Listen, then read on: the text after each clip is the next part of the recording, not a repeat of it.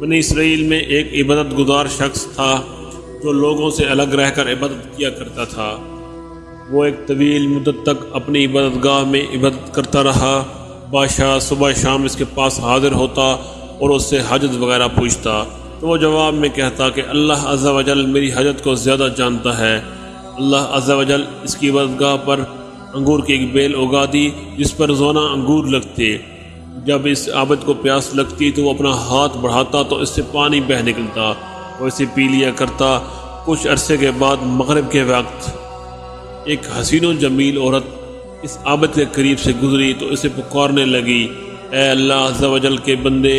عابد نے جواب میں لبیک کہا تو عورت نے پوچھا، کیا تجھے تیرا رب دیکھ رہا ہے؟ عابد نے کہا، یعنی میرا رب اللہ عز و جل ہے، وہ قہار ہے، وہ یکتا ہے، حی و قیوم ہے، دلوں کے بھید جانتا ہے اور قبروں میں مدفون لوگوں کو اٹھانے والا ہے۔ عورت نے کہا، شہر مجھ سے دور ہے، یعنی مجھے پناہ دے دو۔ عابد نے کہا، اوپر آ جاؤ۔ جب وہ عورت اس عبادت گاہ میں داخل ہوئی تو اس نے اپنے کپڑے اتار کر خود کو برہنہ کر لیا اور عابد کو دعوت نظارہ پیش کرنے لگی۔ اس عابد نے اپنی نگاہیں جھکا لی اور عورت سے کہا، تو برباد ہو، اپنا جسم ڈھانپ لے۔ عورت بولی، اگر آج رات تو مجھ سے نفع اٹھا لے گا تو تیرا کیا جائے گا؟ تو اس عابد نے اپنے نفس سے پوچھا، تو کیا کہتا ہے؟ نفس بولا، خدا عز و جل کی قسم، میں تو اس موقع سے ضرور فائدہ اٹھاؤں گا۔ عابد اپنے نفس سے بولا، تیری ہلاکت ہو، تو گندہ کا لباس اور آگ کے انگارے چاہتا ہے اور میری اتنے عرصے کی عبادت ضائع کرنا چاہتا ہے؟ کیا تو نہیں جانتا زانے کی بخشش نہ ہوگی اور اسے منہ کے بل جہنم میں دھکیل دیا جائے گا۔ جہنم کی آگ کبھی نہ بجھے گی اور نہ ہی فنا ہوگی۔ مجھے اندیشہ ہے کہ اللہ عز و جل تجھ پر ایسا غضب فرمائے گا کہ پھر کبھی تجھ سے راضی نہ ہوگا۔ جب اس کے نفس نے اسے مزید ورغلایا تو وہ عابد بولا، میں تجھے دنیا کی ہلکی سی آگ پر پیش کرتا ہوں، اگر تو نے اسے برداشت کر لیا تو تجھے آج رات اس عورت سے نفع اٹھانے دوں گا۔ پھر اس نے چراغ میں تیل بھرا اور اس کی بتی کو بڑا کر دیا۔ وہ عورت بھی یہ سب باتیں سن رہی تھی اور عابد کا عمل دیکھ رہی تھی۔ پھر اس عابد نے اپنا ہاتھ بتی پر رکھا تو اس نے ہاتھ نہ جلایا تو وہ بتی سے بولا، کیا ہوا، جلاتی کیوں نہیں؟ تو آگ نے اس کا انگوٹھا جلا دیا، پھر اس کی انگلیاں اور پھر اس کا ہاتھ جلا ڈالا۔ اس پر عورت نے ایک زوردار چیخ ماری اور دنیا سے رخصت ہو گئی۔ اس عابد نے اسے اسی کے کپڑوں سے ڈھانپ دیا۔ جب صبح ہوئی تو ابلیس ملعون نے چیخ کر لوگوں سے کہا، اے لوگو، عابد نے فلاں شخص کی فلاں بیٹی سے زنا کر کے اسے قتل کر دیا ہے۔ تو بادشاہ اپنے لشکر اور رعایا کے ساتھ سوار ہو کر آیا۔ جب وہ اس عبادت خانے کے قریب پہنچا تو چلا کر عابد کو پکارا۔ عابد نے پکار کا جواب دیا تو بادشاہ نے کہا، فلاں کی بیٹی کہاں ہے؟ عابد نے کہا، وہ میرے پاس ہی ہے۔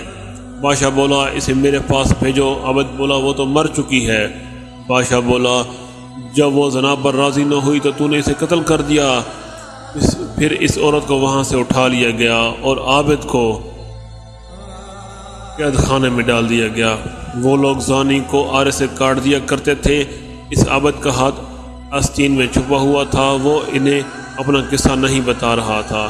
پھر اس کے سر پر آرا رکھ دیا گیا اور اسے جلادوں سے کہا گیا کہ آرا چلاؤ، تو انہوں نے آرا چلا دیا۔ جب آرا اس کے دماغ تک پہنچا تو اس کے منہ سے آہ نکلی۔ اللہ عز و جل نے جبرائیل علیہ السلام کو بھیجا، اس سے کہو یہ کچھ نہ بولے، میں اسے دیکھ رہا ہوں، میرا عرش اٹھانے والے اور آسمان کے مکین فرشتے رو رہے ہیں۔ مجھے اپنی عزت و جلال کی قسم، اگر اس نے دوسری مرتبہ آہ نکالی تو میں آسمانوں کو زمین پر گرا دوں گا۔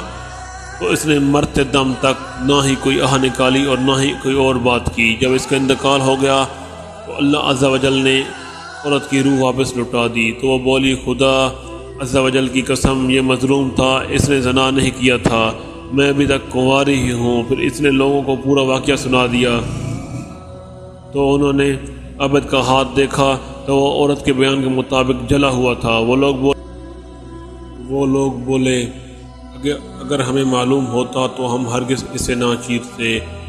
جب وہ عابد دو ٹکڑے ہو کر زمین پر گر گیا تو وہ عورت بھی اپنی سابقہ حالت میں لوٹ گئی۔ لوگوں نے ان دونوں کے لیے قبر کھودی تو قبر میں مشک، عنبر اور کافور کی خوشبو پائی۔ جب وہ جنازہ ادا کرنے کے لیے ان کے پاس پہنچے تو آسمان سے ایک منادی نے انہیں ندا دی، ٹھہر جاؤ، پہلے ملائکہ کو جنازہ پڑھنے دو۔ پھر ان لوگوں نے ان کا جنازہ پڑھا اور انہیں دفن کر دیا تو اللہ عز و جل نے ان کی قبر پر یاسمین کا پودا اگا دیا، اور انہوں نے ان کی قبر پر ایک تختہ پڑا ہوا دیکھا، اس پر لکھا تھا اللہ عز و جل کے نام سے شروع جو نہایت مہربان اور رحم والا ہے۔ اللہ عز و جل کی طرف سے اپنے بندے اور ولی کے لیے میں نے اپنے عرش کے نیچے ایک ممبر نصب کیا اور اپنے ملائکہ کو جمع کیا۔ جبرائیل علیہ السلام نے خطبہ دیا اور میں نے اپنے فرشتوں کو گواہ بنایا کہ میں نے فردوس کی 50,000 حوریں تیرے نکاح میں دیں، اور میں اپنے فرما بردار اور ڈرنے والے بندوں سے ایسے ہی پیش آتا ہوں۔ اللہ عز و جل کی ان پر رحمت ہو اور ان کے صدقے ہماری مغفرت ہو، آمین۔ وجاء النبی الامین، سرکار مدینہ قرار قلب و سینہ، صاحب معطر پسینہ صلی اللہ علیہ وآلہ وسلم نے فرمایا، عورت کے محاسن کی طرف نظر کرنا ابلیس کے زہر میں بجھے ہوئے تیروں میں سے ایک تیر ہے، اور جو شخص حرام چیزوں سے اپنی آنکھوں کی حفاظت نہیں کرتا تو قیامت کے دن اس کی آنکھوں میں آگ کی سلائی پھیر دی جائے گی۔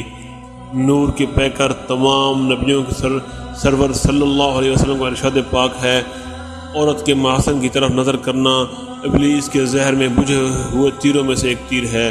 جو شخص اپنی آنکھوں کی حفاظت کرے گا اللہ عز و جل اسے ایسی عبادت کی توفیق عطا فرمائے گا جس کی حلاوت وہ اپنے دل میں پائے گا۔